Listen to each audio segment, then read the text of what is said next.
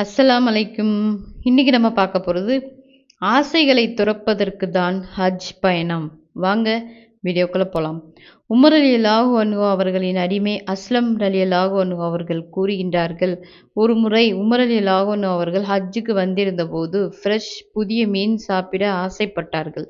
இதனை அறிந்த நான் ஓர் ஒட்டகத்தின் மீதேறி ஃப்ரெஷ் புதிய மீன் விற்கப்படும் பிரத்யேக கடைக்கு சென்று வாங்கினேன். பின்னர் ஒட்டகத்தை வேகமாக ஓட்டி வந்தேன். அதன் காரணமாக ஒட்டகத்திற்கு அதிகமாக வேர்த்து கொட்டியது.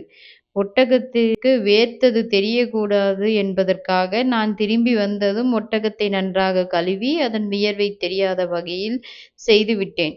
உமர் ரலியல்லாஹு அன்ஹு அவர்களிடம் ஃப்ரெஷ் நல்ல மீன் வாங்கி வரப்பட்டிருக்கிறது என சொன்னேன். அதன் காரணமாக அவர்கள் சந்தோஷப்படுவார்கள் என எண்ணினேன். ஆனால் உமர் ரலியல்லாஹு அன்ஹு அவர்கள், நடங்கள், உங்களுடைய ஒட்டகத்தை பார்ப்போம் என்று சொல்லிக்கொண்டே ஒட்டகத்தை நோக்கி நடந்து சென்றார்கள். ஒட்டகத்தினுடைய காதுக்கு பின்னால் தடவி பார்த்தார்கள். அங்கு வியர்வை கழுவப்படாமல் இருந்தது. அதை கண்டதும், இதை கழுவ மறந்து விட்டீரா? அதாவது ஒட்டகத்தின் வியர்வை அனைத்தையும் கழுவிவிட்டதாக எண்ணிக்கொண்டீரா என்று கேட்டார். பின்னர் ஒரு மனிதனுடைய ஆசைக்காக ஒரு உயிரை பெரும் சிரமத்திற்கு உள்ளாக்கி விட்டீரே, அல்லாஹ்வின் மீது சத்தியமாக உமர் இந்த மீனை ஒரு காலம் உண்ணமாட்டார் என்று கூறிவிட்டார்கள். இப்னு ஹஜருல் அஸ்கலானி ரஹ்மத்துல்லாஹி அவர்கள் கூறுகிறார்கள், உமர் ரலியல்லாஹு அன்ஹு அவர்கள் தாம் யதார்த்தமான பேச்சின் இடையில் நல்ல மீன் சாப்பிட வேண்டும் என சொல்லியிருக்கிறார்கள். இதனை அருகில் இருந்த கேட்ட அவரின் அடிமை எஜமானரின் விருப்பத்தை பூர்த்தி செய்திருக்கிறார். இதில் அவருடைய தவறு ஏதும் இல்லை. இதுபோன்ற ஆசைகள் ஏற்படுவதும் அது குறித்து பேசுவதும் வழமைதான். ஆனால் அதை நடைமுறைப்படுத்த மாட்டார்கள்.